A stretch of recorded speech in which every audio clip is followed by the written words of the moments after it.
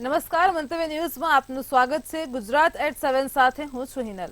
ભાજપમાં ચાલી રહેલ આંતરિક વિખવાદને લઈને કોંગ્રેસ નેતા પરેશ ધાનાણીએ ભાજપ પર પ્રહાર કર્યા હતા, જેમાં તેમણે સોશિયલ મીડિયા માધ્યમ એક્સ પર એક પોસ્ટ મૂકતા કહ્યું છે કે હાલ કમલમમાં કકળાટ જ્યારે કોંગ્રેસ ટનાટન છે, જે બાદ ફરી રાજ્યનું રાજકારણ ગરમાયું છે અને ભાજપ નેતા યજ્ઞેશ દવેએ કોંગ્રેસ પર વળતા પ્રહાર કર્યા છે અને કહ્યું છે કે કોંગ્રેસ ટનાટન નહીં, કોંગ્રેસ ના પાડવામાં ટનાટન અને કોંગ્રેસની મજબૂરીઓ પણ ટનાટન। જ્યારે તેના વળતા પ્રહારમાં કોંગ્રેસના નેતા અમિત નાયક અને હેમાંગ રાવળે પણ વળતા પ્રહાર કર્યા છે અને એકબીજા પર આરોપ અને આક્ષેપ કરતી કવિતાઓ પણ લખી છે। બંને પક્ષે એકબીજાને આંતરિક વિખવાદના મુદ્દાને લઈને ટાર્ગેટ કર્યા હોય તેવું સ્પષ્ટ દેખાઈ રહ્યું છે।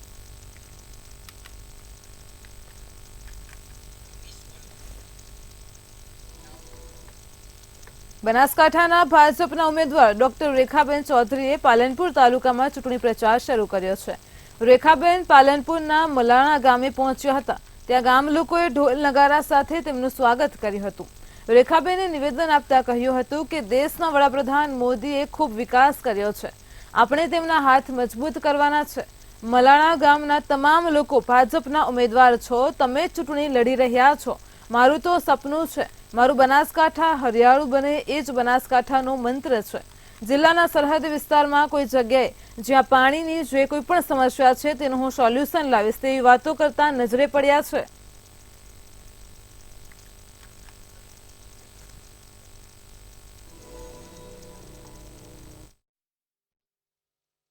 હું તો માત્ર પ્રતિક જ છું। અહીંયા બેઠેલા દરેક વ્યક્તિ, કાર્યકર્તાઓ, વડીલો, ભાઈઓ બધા તમે પોતે જ ઉમેદવાર છો એમ સમજવાનું છે અને આપણા પાલનપુરના ધારાસભ્ય શ્રી અનિલેશભાઈ સાહેબના ટૂંક સમયના નેતૃત્વમાં જે એમણે વિકાસના કામો કર્યા છે એમાં હજી આગળ વધે બનાસકાંઠા, પાલનપુર એવા મારા પ્રયત્નો જરૂરથી રહેશે અને એમાં હું સહયોગી રહીશ। મારું સપનું છે હરિયાળું બનાસકાંઠા, મારું બનાસકાંઠા, હરિયાળું બનાસકાંઠા। મારા મત વિસ્તારની અંદર એટલે ભૂતેડી, બટામલ, ચિત્રાસણી અને અત્યારે મલાણા એમ ચારે ચાર જગ્યાએ જ્યારે મતદારોની વચ્ચે અમારા લોકસભાના ઉમેદવાર ડોક્ટર રેખાબેન ને લઈને જઈએ છે, લોકોમાં પ્રચંડ ઉત્સાહ છે, ખૂબ જ ઉત્સાહ છે અને એમની આંખોમાં અને એમની વાતોમાં એક સંકલ્પ 100% દેખાય છે કે આ વખતે ફરી એકવાર મોદી સરકાર 100% બનશે। ભાજપ મહિલા મોરચા દ્વારા દેશભરમાં શરૂ કરાયેલ સેલ્ફી વિથ મતદાતા કાર્યક્રમમાં ગુજરાતની મહિલા મોરચા ટીમે 11 લાખ મતદાતાઓ સાથેની સેલ્ફી નમો એપ પર અપલોડ કરી ઇતિહાસ સર્જ્યો છે।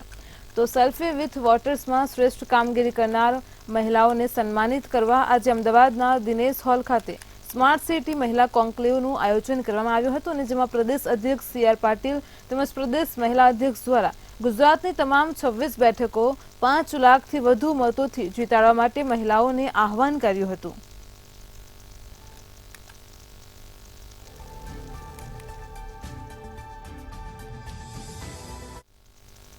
લોકસભાની ચૂંટણીના પ્રચાર પ્રસારનો ધમધમાટ ઉમેદવારો દ્વારા શરૂ કરવામાં આવ્યો છે, ત્યારે ભાજપના પાટણ લોકસભાના ઉમેદવાર ભરતસિંહ ડાભીએ સરસ્વતી તાલુકાના વિવિધ ગામોનો પ્રવાસ કર્યો હતો, જેમાં તેમણે સાંપરા ગામ ખાતે તેઓનું ભવ્ય સ્વાગત કરવામાં આવ્યું હતું અને ત્યારે ગામ લોકોએ 100% મતદાન કરી ભરતસિંહને વિજય બનાવવા ખાતરી આપી હતી।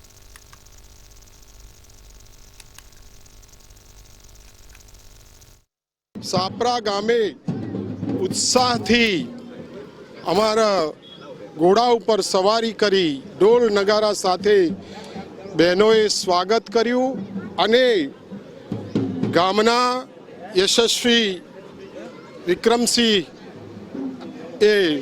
એમની ટીમ સાથે ભારતીય જનતા પાર્ટીમાં 50 કાર્યકરો જોડાયા અને ભારતીય જનતા પાર્ટીના ઉમેદવાર તરીકે 5 થી 7 લાખ મતે વિજય નિશ્ચિત છે। આજે અમારા લોકલાડીના ઉમેદવાર ભરતસિંહ ડાભીનું ભવ્ય ઘોડા ઉપર સ્વાગત કરવામાં આવ્યું અને ગામની અંદર 100થી વધારે કુટુંબો જે કોંગ્રેસ પ્રેરિત હતા એ આજે ભારતીય જનતા પાર્ટીનો ખેસ ધારણ કરી અમારા પરિવારના પાર્ટીના સભ્ય બન્યા છે।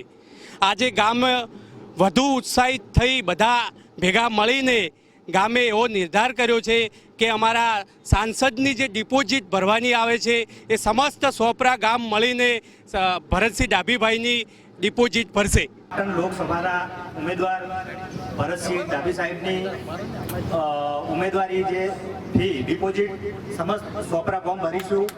સોપરા ગામ સમસ્ત આપણે શાંતિને ભરીશું ને બધા સાહેબની ડિપોઝિટ ભરીશું ને. હાથ ઊંચો કરો બધા. અમદાવાદના બહેરામપુરામાં માતા પિતાની છત્રછાયા ગુમાવી ચૂકેલી યુવતીને કચેરીને કામકાજનો સમય પૂરો થાય તે પહેલા જ તત્કાલ નવું બારકોડ રેશન કાર્ડ આપવામાં આવ્યું છે. તો આ યુવતીને ગણતરીના 20 મિનિટમાં જ નવું બારકોડ રેશન કાર્ડ બનાવી આપવામાં આવ્યું હતું.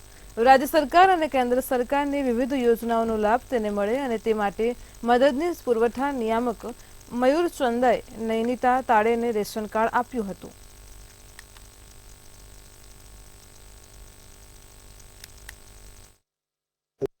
આ રેશનિંગ કાર્ડ બનાવવા આવી હતી. મારા મમ્મી પપ્પા હતા ત્યારે અમારું હતું, પણ પછી એ લોકો ગયા તો મારું કાર્ડ નથી.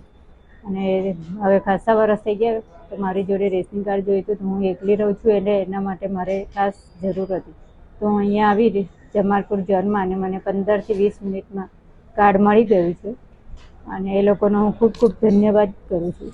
મદદની શ્રી અમારા ચંદ્ર સાહેબના માર્ગદર્શન હેઠળ જે અમારા નૈનિતા તાળે કરીને અરજદાર આવ્યા હતા એમને 20 વર્ષ પછી એમને નવું કાર્ડ મળેલું છે અને નવું કાર્ડ તાત્કાલિક અમે 20 મિનિટમાં મને આપી લીધું છે. અને એમને જે સરકારશ્રીની જે યોજના છે એને પૈસાની એ યોજનાનું અમને તાત્કાલિક એમને રેશન પુરાવા સાથે અમને મંગવાયા છે અને એમને ફોર્મ એમને અમે આપેલું છે અને પુરાવા સાથે તરત આપી દેશે તો અમને તાત્કાલિક એમને અમે એને પૈસાનું કાર્ડ સરકારશ્રીના નિયમ મુજબ બનાવી આપીશું. બનાસકાંઠામાં દિયોદરની પ્રાથમિક શાળા નંબર 3માં ભમરાઓનો આતંક જોવા મળ્યો છે. અહીં બપોરના સમયે ભમરાએ આતંક મચાવ્યો હતો અને જેમાં 4 શિક્ષકો સહિત 20થી વધારે બાળકો ભમરાના શિકાર બન્યા હતા. જે બાદ દિયોદર આરોગ્ય વિભાગની ટીમે આ ઘટના સ્થળે પહોંચી બાળકો અને શિક્ષકોને સારવાર આપી હતી તેમજ બાળકોને વધુ સારવાર માટે દિયોદરની રેફરલ હોસ્પિટલમાં ખસેડ્યા હતા. તો સમગ્ર મામલે વાલીઓમાં પણ ભયનો માહોલ જોવા મળ્યો હતો.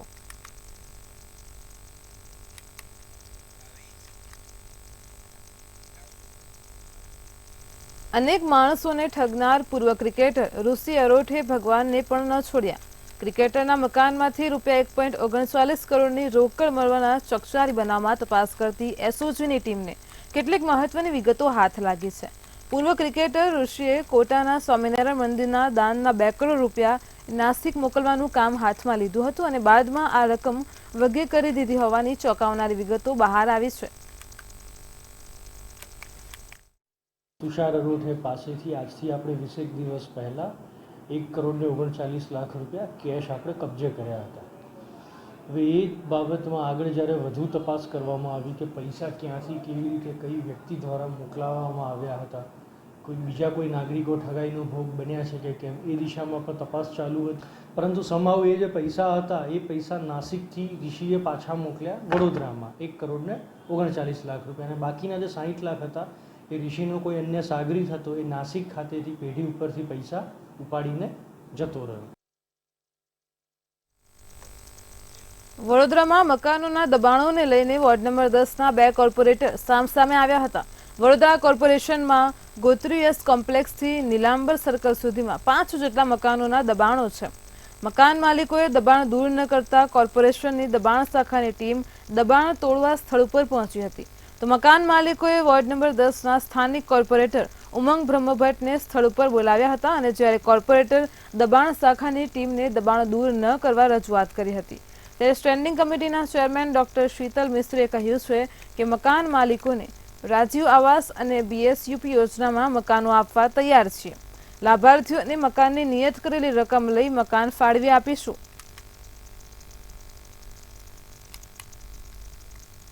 અમારે તો આ કાયદેસર મકાન છે. આજથી 70-80 વર્ષ પહેલાંના મકાન છે, અહીંયા બાંધેલા છે. તે બી વર્ષો પહેલાં લીધેલા મકાન, પ્લોટિંગ કરીને મકાન લીધેલા છે ને કાયદેસર સોસાયટીમાં મકાન બોલાય છે. આ એના પછી આ એ ટાઈમ પર તો કંઈ ખ્યાલ નહોતો કે અહીંયા રોડ પડશે. અમે કીધું કે અમને મકાન ખાલી કરવા રાજી છીએ, પણ અમને મકાન હમું આપો. અમે ઓછા 60-70 વર્ષ ઉપરથી રહીએ છીએ. અમારા ઘર વેરો આવે છે, પાણી વેરો આવે છે, બધું જ આવે છે અહીંયા આગળ. તો અમે પહેલાં ખેતી હતી અહીંયા આગળ, તરના લોકો ઘરે બધેલા છે, તો પછી એકદમ ખાલી અમે કરીએ કેવું? કોર્પોરેશન વાળા બધા આવ્યા. અમે કીધું કે જ્યારે અમને મકાન આપો તો અમે ખાલી કરીને આપીએ છીએ, ત્યાં સિવાય ખાલી કરીને આપીએ નહીં. પરંતુ જ્યારે કોઈ વિકાસના કામો થઈ રહ્યા હોય ત્યારે રોડ માર્જિનની જગ્યામાં પણ દબાણો હોય આપણે દૂર કરતા હોઈએ છીએ. કારણ કે કોઈ જગ્યાએ વિકાસ થતો હોય તો વિકાસને એક નિરંતર રીતે ચાલુ રહે વિકાસ, એ પ્રકારે આપણે એને જોવો જોઈએ. જ્યારે આ મકાનો છે એ બિલકુલ રોડ લાઇનની અંદર મકાન છે, એટલે એ મકાનો તૂટવા જ જોઈએ. મને રજૂઆત કરી હતી કે ઉમંગભાઈ અમે અહીંયાથી ખસવા માટે રેડી છે, પણ અમને ક્યાંક મકાન ફાળવામાં આવે તો અમે અહીંયાથી હટી જઈએ. અને જે તે સમયે ટીમ પણ આવી ત્યારે કીધું અમે તમે કહેશો તો કલાકમાં હટી જઈશું, અમને ખાલી અલોટમેન્ટ લેટર આપી દો, અમે હટી જઈશું. એ હટવા માટે તૈયાર છે. એમને કીધું અમે જાતે મકાનો તોડવા પણ તૈયાર છે. પરંતુ રસ્તા રેસામાં આવતી જગ્યા હોય અને એમાં ઇલીગલ બાંધકામ હોય તો તંત્ર દ્વારા તોડવાની કોશિશ કરવામાં આવે, સ્વાભાવિક છે. પરંતુ એના લોકલ કાઉન્સિલર દ્વારા એ ઝૂંપડાવાસીઓ એમના ગામના છે અને માનવતાના ધોરણે એમને રિલોકેટ કરવામાં આવે અને એમને મકાનો આપવામાં આવે, સરકારી આવાસો ફાળવવામાં આવે એવી રજૂઆત છે. તંત્ર દ્વારા આખા બનાવની તપાસ કરી અને કાઉન્સિલર જોડે પણ વાત કરવામાં આવશે, રહેવાસી જોડે પણ વાત કરવામાં આવશે અને પોસિબલ હશે. અમદાવાદ ફરી એકવાર ભુવાનગરી બની ગયું છે, જેમાં શીતળા માતાજીના મંદિર પાસે ભર ઉનાળે ખોખરા વિસ્તારમાં ભુવાનો સિલસિલો શરૂ થઈ ગયો છે. ચોમાસા પહેલા જ અમદાવાદમાં ભૂવા પડવાનો સિલસિલો યથાવત જોવા મળ્યો છે, ત્યારે ભર ઉનાળામાં સ્થાનિકોને ભારે હાલાકીનો સામનો કરવો પડી રહ્યો છે. કોર્પોરેશનના મસમોટા દાવા વચ્ચે શહેરમાં ભૂવા પડવાનો સિલસિલો હજુ પણ થંભ્યો નથી.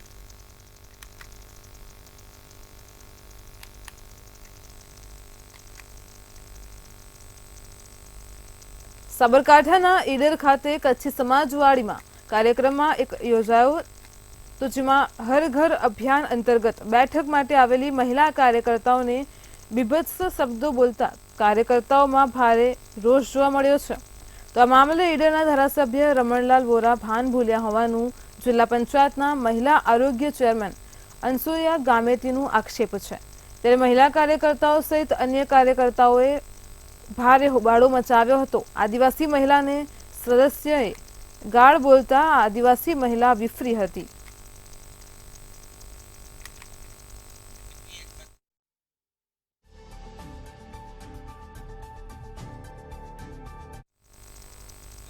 ખેડાના થાસરામાં 40 વર્ષીય શિક્ષકને હાર્ટ એટેક આવ્યો હતો.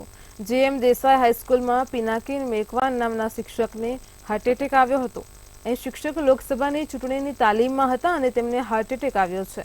મળતી માહિતી મુજબ પિનાકીન મેકવાન સૈયદ ગામે ઉચ્ચતર બુનિયાદી હાઈસ્કૂલમાં પ્રિન્સિપાલ તરીકે ફરજ બજાવતા હતા. થાસરા CSC ડોક્ટર દ્વારા આ શિક્ષકને મૃત જાહેર કરવામાં આવ્યા હતા.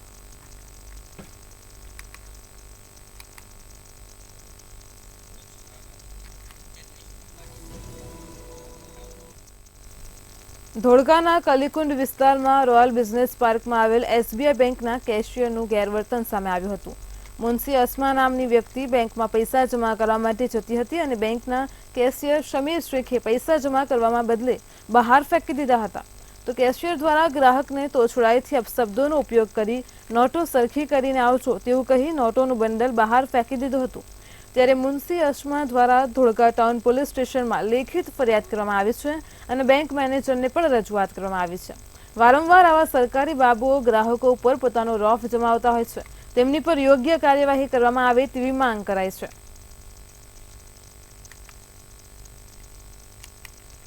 મેં કાલે રોયલ પાર્ક બિઝનેસમાં SBI બેંકમાં કાલે મેં પૈસા જમા કરાવવા આવી હતી. 19,000 જમા કરાવવા આવી હતી. તો બેંકના કર્મચારીએ મારા સાથે ગેરવર્તણૂક કર્યું. તેણે કાઉન્ટિંગના મશીનમાં 3 વાર પૈસા નાખ્યા અને કાઉન્ટિંગ ન થતાં પૈસાની થપ્પી તે કાઉન્ટરના બહાર ફેંક્યા. મેં તો જો કે કોલેજ સ્ટુડન્ટ છું, મારા સાથે આવું વર્તન કરે છે તો કેટલાક તો એવા હોય છે કે જેને અભણ હોય કે જે શિક્ષિત ન હોય તો તેના સાથે કેવું વર્તણૂક કરતા હશે.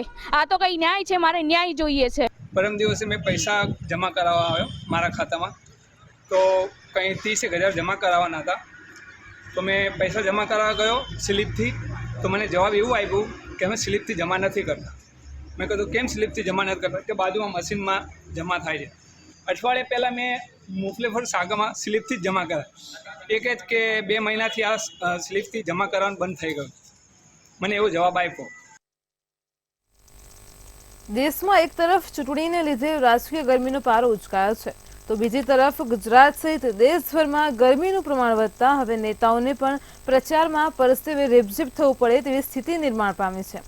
રાજ્યભરમાં આગામી દિવસોમાં પણ લોકોને કાળઝાળ ગરમીનો સામનો કરવો પડી શકે છે તેવી આગાહી રાજ્ય હવામાન વિભાગે વ્યક્ત કરી છે. આગામી 5 દિવસ વાતાવરણ સૂકું રહેશે તેમજ 2 દિવસ સુધી સૌરાષ્ટ્ર તેમજ કચ્છમાં હીટવેવને પગલે યલો એલર્ટ અપાયો છે.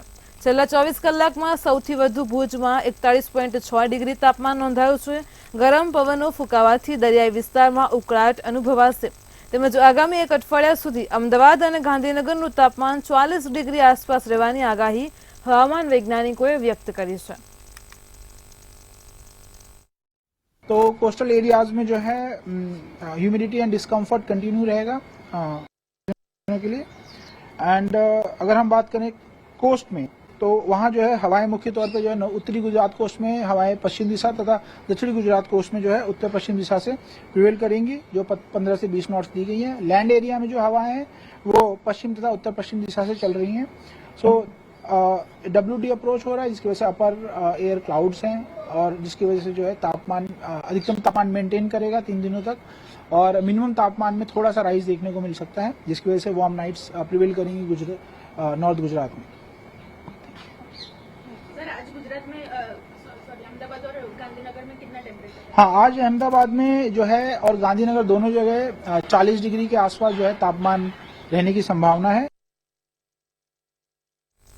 મહેસાણામાં ખેરાલુના મંડાલી ગામના બસ સ્ટેન્ડથી આંગણવાડી જવાના જાહેર માર્ગ ઉપર ગટરનું ગંદુ પાણી ઉભરાતા સ્થાનિક લોકો હેરાન પરેશાન થઈ ગયા છે. સ્થાનિક લોકો અને નાના ભૂલકાઓને આંગણવાડી જતા વખતે ગંદા પાણીમાંથી પસાર થવા તેઓ મજબૂર બન્યા છે, જેના કારણે બાળકો તેમજ સ્થાનિક લોકોમાં રોગચાળાનો ભય ફેલાયો છે.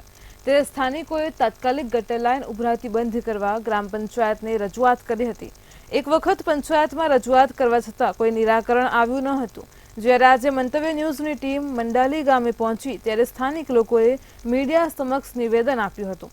તેની જાણ પંચાયત તલાટીને થતાં તેઓ પણ સ્થળ ઉપર આવી પહોંચ્યા હતા અને સ્થાનિક લોકોની વાત સાંભળી મીડિયા સમક્ષ આવનાર 4 દિવસની અંદર ઉભરાતી આ ગટરની સમસ્યા હલ કરી આપવાની સ્થાનિક લોકોને ખાતરી આપી હતી.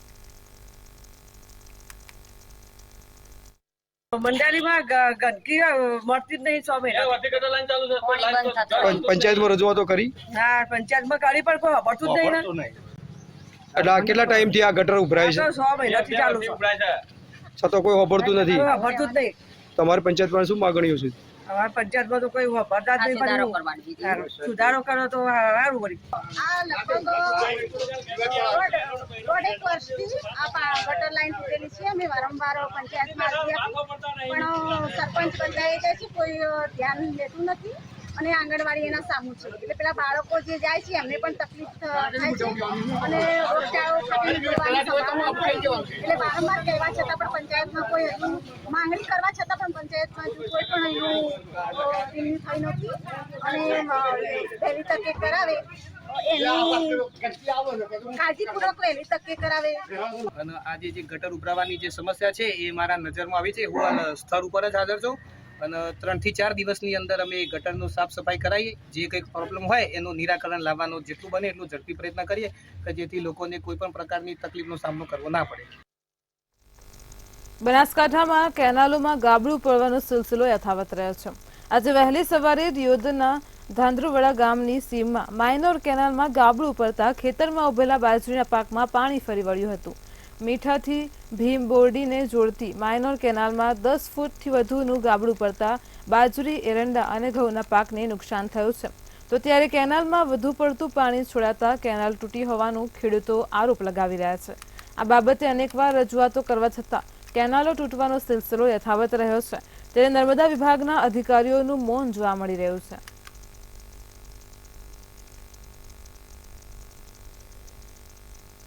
ક્યાંય કામકાજ સારું શું નથી અને ના નતો કરવાનું એ કર્યો છે અને આ કામકાજ સારું શું નથી એટલે આ કેનાલ તૂટી છે અને ધણીને પણ બહુ નુકસાન શું છે. એમને 5 થેલી તો બાજરી વાવલ હતી, રદકા બાજરી વાવલ હતી, બધું આખું ભરાઈ ગયું છે. એવી રીતનું શું છે. હવે આને નુકસાન ભારી શું છે. હવે સરકાર શું નિર્ણય લે છે એનું. નુકસાન સાહેબ બહુ છે. હવે નુકસાન શું સાહેબ કેવું કેટલું નુકસાન થાય તો સાહેબ મોંઘવારી છે બધી વાતે, બહુ નુકસાન છે બધી વાતે. અમારે સાહેબ આવું જ છે એમ ખેડૂતોને. અને સાહેબ થોડુંક આટલા થોડું ખરાબી હતી અને પાણી થોડું વધારે અને તૂટી ગયા અહીંયા અમારા ખેતરમાં. કેનાલ તૂટવાનું કારણ એક કે કેનાલમાં પાણી વધારે છોડવાના કારણે તૂટી ગઈ. પછી એમાં મારા ખેતરમાં તૂટી અને કેનાલ થોડી કઈ ખરાબી હતી એટલે તૂટી ગઈ. પછી એમાં બાજરી વાયેલી છે 3 વીઘા, એટલે એમાં એક થેલી 800 રૂપિયાની બિયારણ આવે થેલીનું. પછી એમાં શેરડી મોંઘી, ખાતર મોંઘું. પછી એ સાહેબ બુરાઈ ગયું. ભેંસને રદકો વાયેલો તો એમાં પાણી ભરી ગયું, બોળી ગયું એટલે બળી જવાનું હતો. પછી રદકા બાજરી વાયેલી હતી, રદકા બાજરી રેતથી બુરી ગઈ. પછી એમાં વાઢવાનું રહ્યું ને બાજુમાં એક અયડા મારા ભાઈના અયડા ઉભા હતા. એમાં અયડામાં વેણલ પડ્યા હતા, એ ભરાઈ ગયા એટલે એ તો હળી જવાના વેણલા પડ્યા. તો પછી બાજુમાં મારા ઘઉં કાઢેલા પડ્યા હતા, એમાં હુચલ પડ્યું તો હુચલ તણાઈ ગયું. તો બનાસકાંઠાના દિયોદરના ધંડવડા ગામે જે પ્રકારે વાત કરો તો ખેડૂતના જે ભેમબોડી જે મિની ફાટ્યું છે કેનાલનું, ત્યાં આગળ ગઈ રાત્રે વધુ પાણી આવવાથી આ ખેડૂતના ખેતરની જે કેનાલ છે તૂટી ગઈ છે. ખેડૂતના ખેતરમાં જે વાવેલા બાજરીનો પાક છે અને અનેક જે ઘાસચારો છે એ અત્યારે જોવા જઈએ તો આ પાણીના કારણે એ નાશ પામ્યો છે. વાત કરવામાં તો ખેડૂતોના જે મોંઘા બિયારણ અને ખેડ ખાતર સાથે જે ખર્ચા કરે છે ત્યાં ક્યાંક ને ક્યાંક ખેડૂતોને મોટું નુકસાન પડવાનું સામે આવ્યું છે. કિશોર નાયક, મંતવ્ય ન્યૂઝ, દિયોદર, બનાસકાંઠા. લોકસભા ચૂંટણી સમયે અમદાવાદમાં આઈટી વિભાગે સપાટો બોલાવ્યો છે.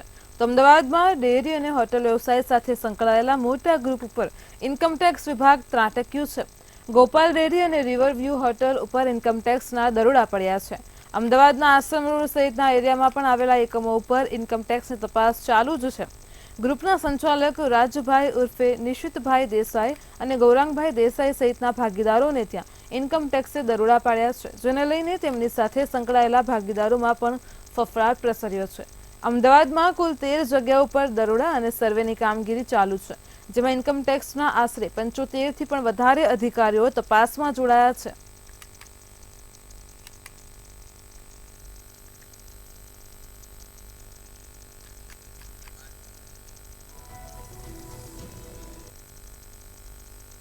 તાપી જિલ્લામાં કાળો કારોબાર કરનારા લોકો બેફામ બનતા જઈ રહ્યા છે. એવા દ્રશ્યો સામે આવી રહ્યા છે, જેમાં તાપી જિલ્લાના છેવાડે આવેલા નિઝર તાલુકાની રૂમકી તળાવ ગામે કોડીન સિરપ કે જે નશાકારક અને પ્રતિબંધિત છે એનું ખુલ્લેઆમ વેચાણ કરતા હોવાની માહિતી સામે આવતા એક માણસ મોકલી અને એની પાસે સિરપ મંગાવવામાં આવતા દુકાનદારે કોઈ પણ પ્રકારના ભય વગર બિંદાસ સિરપ આપી દીધી હતી. તો તે સમયે જે માહિતી સામે આવી રહી છે તેમાં આપણે વાત કરીએ તો સવાલ એ ઊભો થાય છે કે ભર બજારમાં કોના આશીર્વાદથી કોઈ પણ પ્રકારના ડર વિના મેડિકલ સ્ટોરમાં નશાના સામાનનું વેચાણ થઈ રહ્યું હતું. અહીં Tapi SOG food and drugs વિભાગની કામગીરી પણ શંકાના દાયરામાં છે, ત્યારે એની પણ તપાસ થવી જરૂરી છે.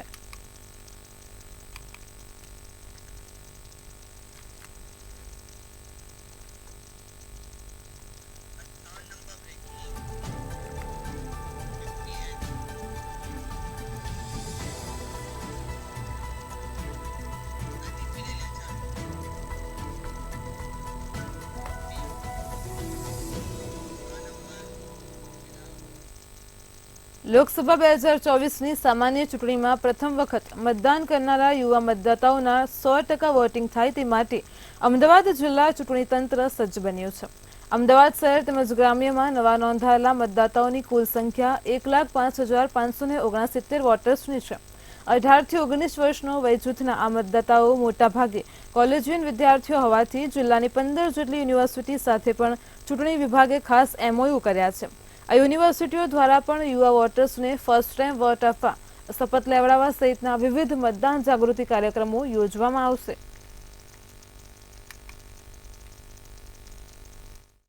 અમદાવાદ જિલ્લા ચૂંટણી તંત્રના પ્રયાસો સાથે આપણે 15 યુનિવર્સિટીથી વધારે જેમ કે Sabarmati university, silver oak university, Rai university જેવી અલગ અલગ યુનિવર્સિટીઝ જોડે MOU કરવામાં આવેલા છે. આ તમામ યુનિવર્સિટીમાં જે પહેલી વખતના વોટર્સ છે, જે આ વખતે નોંધાયેલા છે, તેઓ અવશ્ય અચૂક પોતાનું મતદાન કરશે, તેના માટે પણ એમને શપથ લીધેલા છે.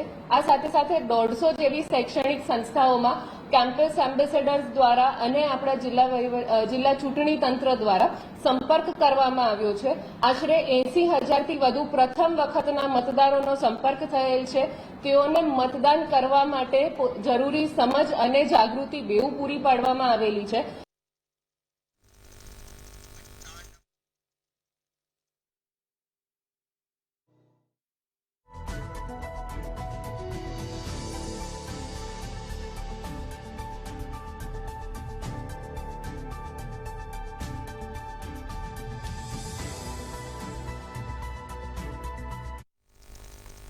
બનાસકાંઠામાં આઈપીએસ સંજીવ ભટ્ટને કોર્ટે દોષિત ઠેરવ્યા છે. બ્રેકિંગ ન્યૂઝ સામે આવી રહ્યા છે. બનાસકાંઠાથી આઈપીએસ સંજીવ ભટ્ટને કોર્ટે દોષિત ઠેરવ્યા છે.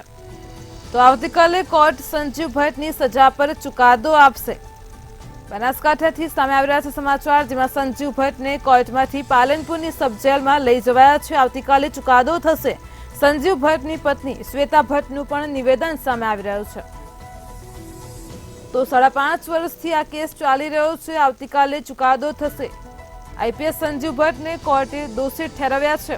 આ બિલકુલ મિસકેરેજ ઓફ જસ્ટિસ થયું છે, જેમાં તેમની પત્નીનું નિવેદન પણ સામે આવ્યું છે.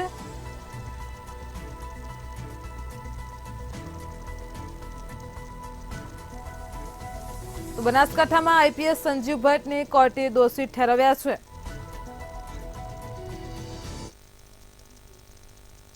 ये मुझे इंटरव्यू देना ही है, ये बिल्कुल मिसकैरेज ऑफ जस्टिस हुआ है, बराबर है. 5.5 साल से ये केस यहाँ चल रहा था. मैं डिटेल में आप सबसे कल बात करूँगी. एक बार मुझे भी पता चले कि सेंटेंस का क्वांटम क्या है. बराबर है. आज कुछ नहीं हुआ. आज उन्होंने कन्विक्शन डिक्लेयर किया, जिस पे हम कहीं भी है ही नहीं, हमारा कोई रोल नहीं है पूरी बात में. It's a fictive 21 and 27 of the Narcotics and Psychotic Substances Act and other Indian Penal Codes Acts, and so far as sentence is concerned, it has been kept tomorrow. Tomorrow sentence will be passed. कल मैं 21.